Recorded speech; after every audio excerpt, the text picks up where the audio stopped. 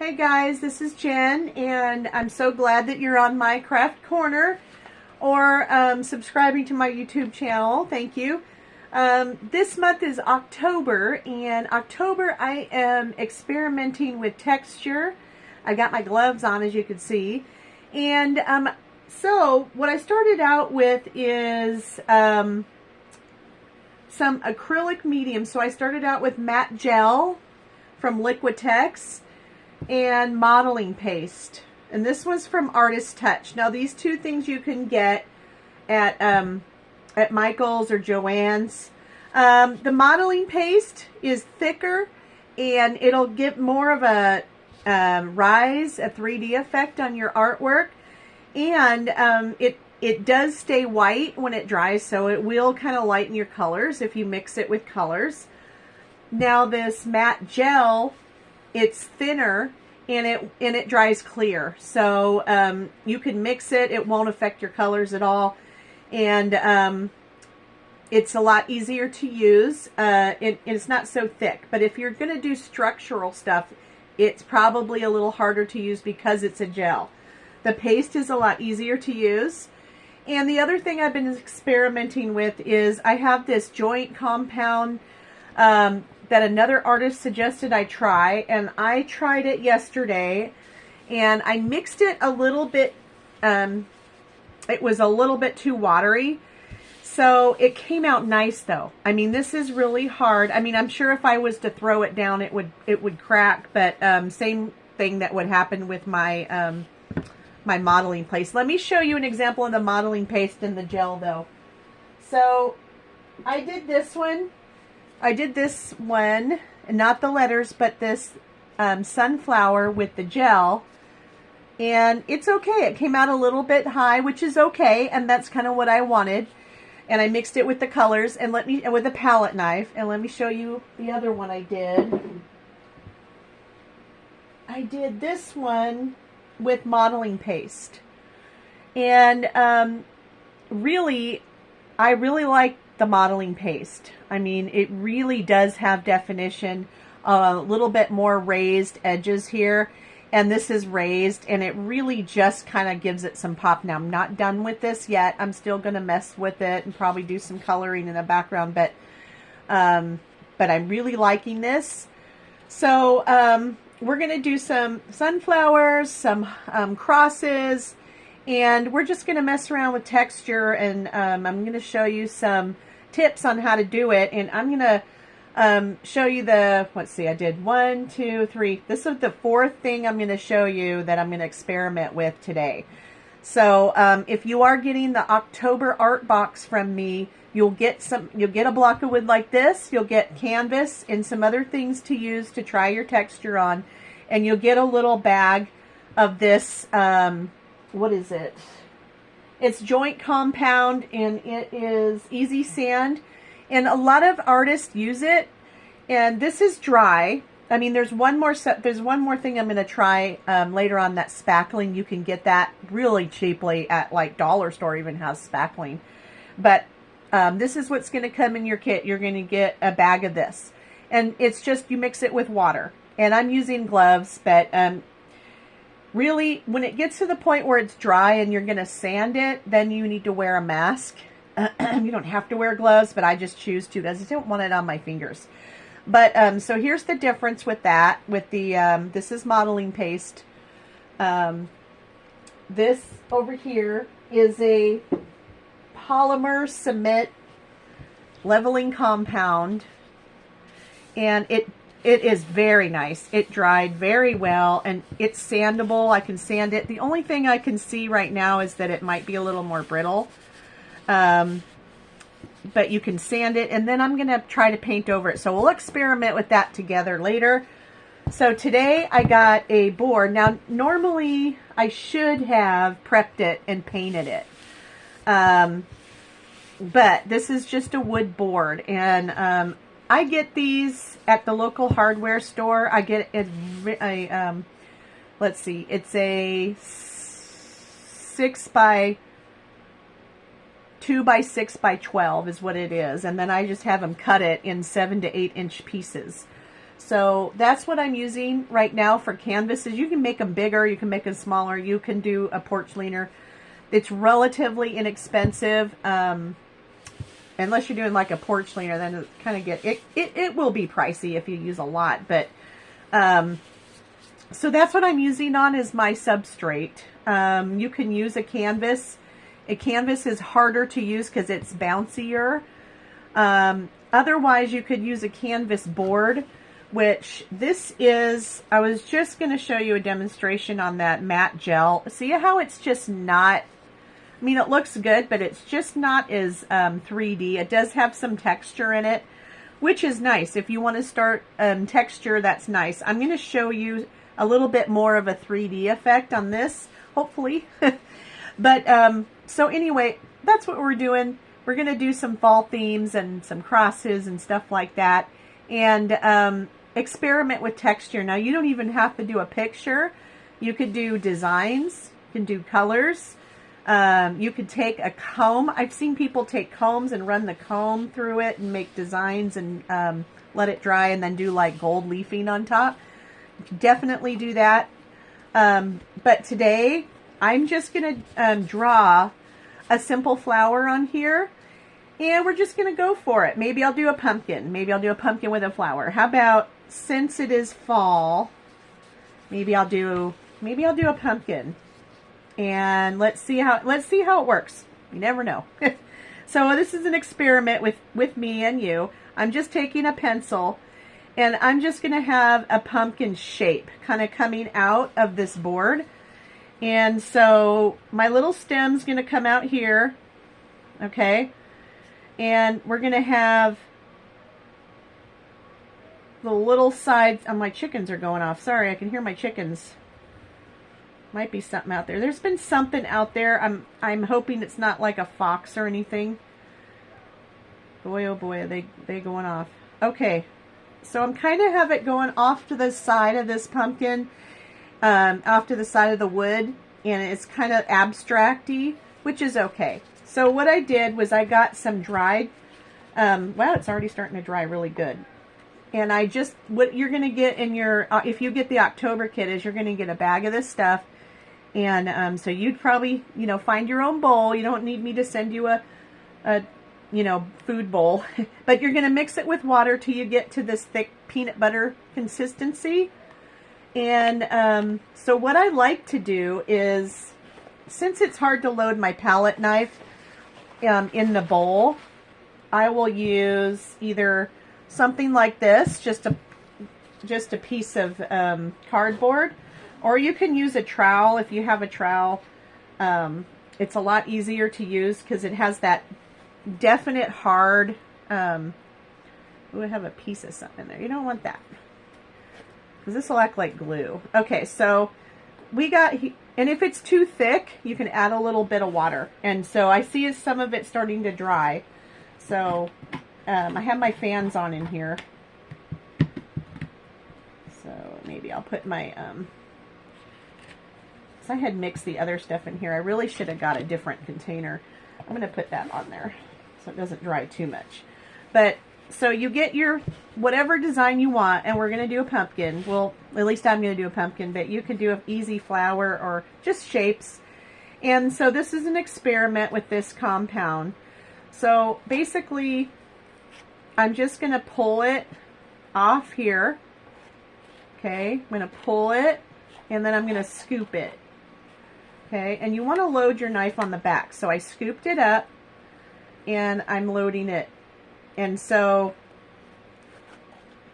I'm going to get it on there. Now you can do shapes on here and then scoop them up and put them on here like flowers. If you are a what do you call it? If you're a frosting artist, you already know what to do with this. So the other supplies that you're going to need is, besides the palette knife, your bowl, gloves, and a mask, because when it dries, we're gonna keep fine-tuning this a little bit, I think. And you can also, if you don't like the height, and you want to make it, you know, higher, I'm gonna have to mix more, I think. So I can show you, we can do that on the video too. The other thing I've seen other artists use, which I'm going to experiment with, I still have to go get at Home Depot, is a drywall board. And what they've done is was really kind of cool, was that they made it to the size of a frame. And so when they were done with their project, they could just frame it. Or they had it already had hanging screws on it. And so when they were done, they just hung it up on the wall, which I thought was really cool. You can also use like a reverse canvas to do your textural or sculptural paintings on. So the reverse canvas would be, you take your canvas and you flip it backwards to where the frame's exposed, you know, on the back. And then you can put your texture in there. And I think I might make this taller.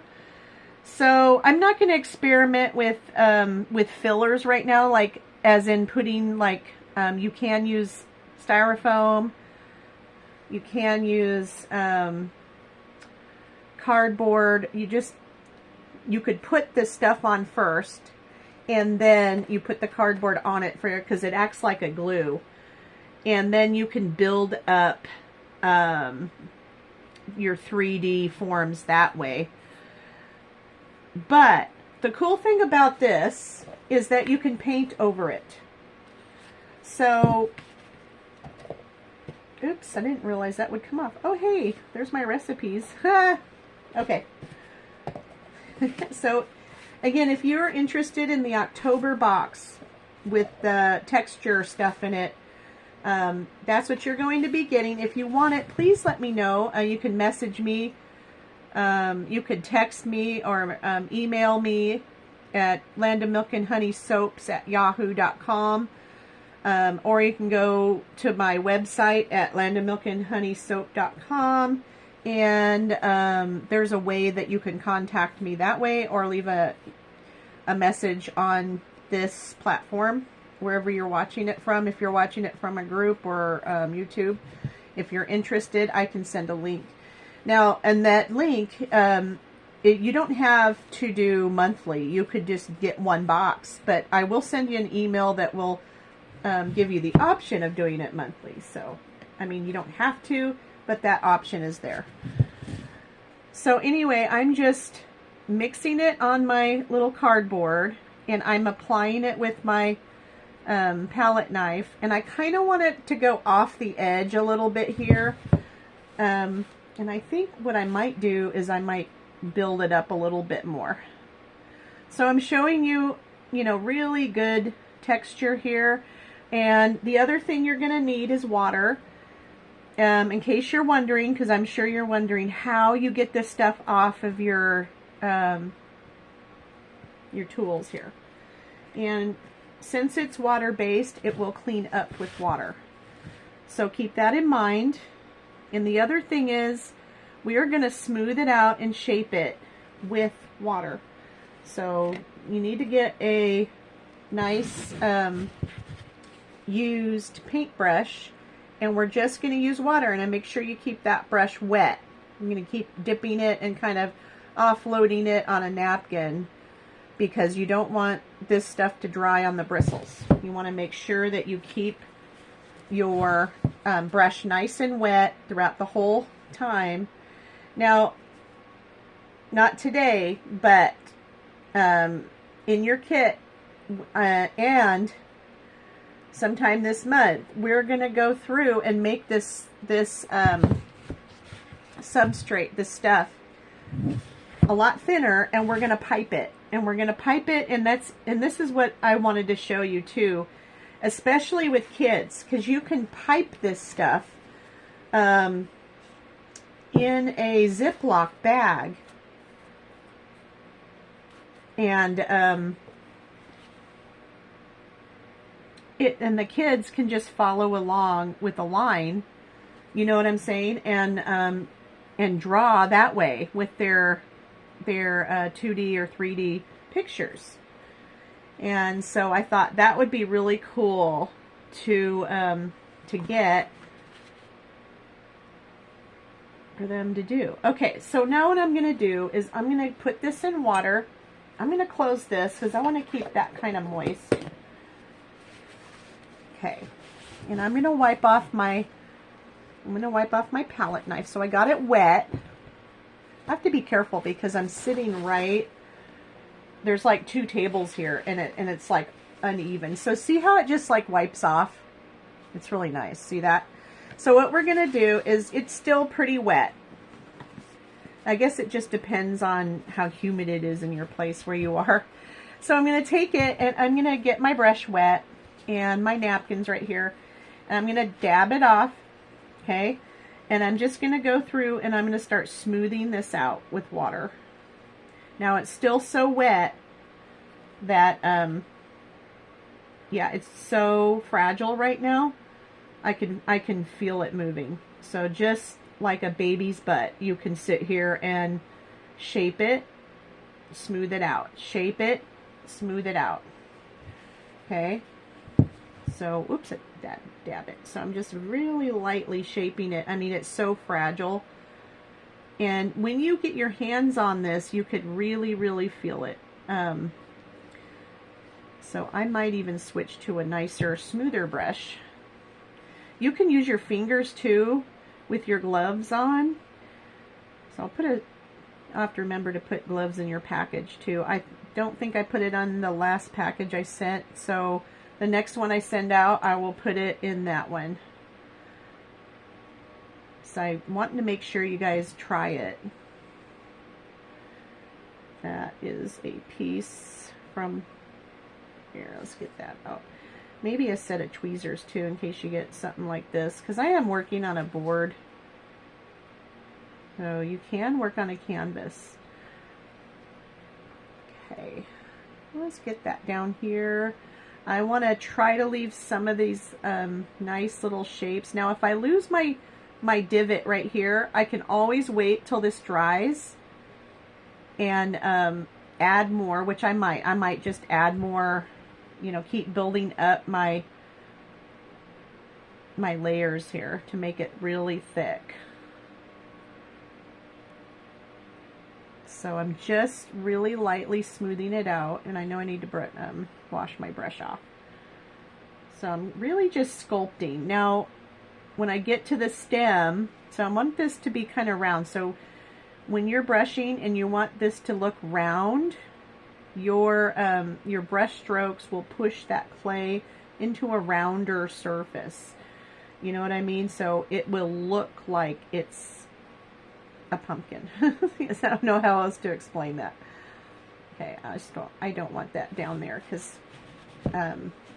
someone's going to put that on their shelf and they don't want that to kind of leak on their shelf, which it should dry very hard.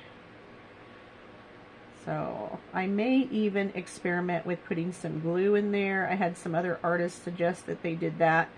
So I should experiment with that too. I think that would be really fun. And I think this would be a great class for kids to do.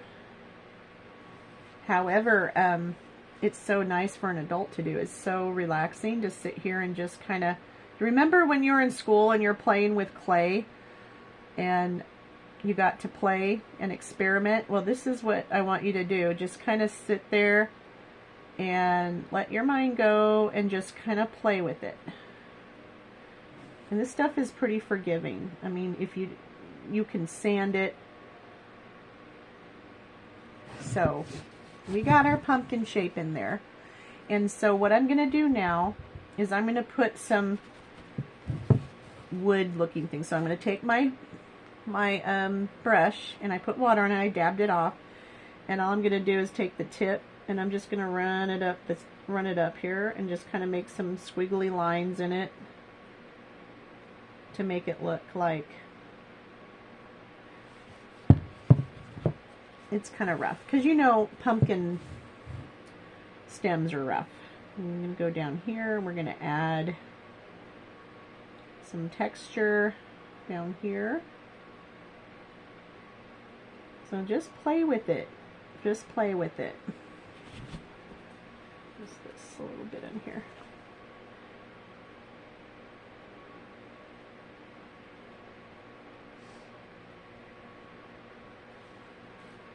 So don't be afraid to try different things.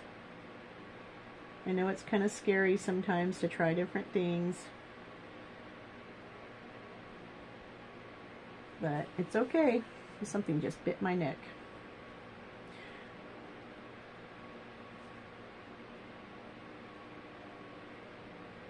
Okay.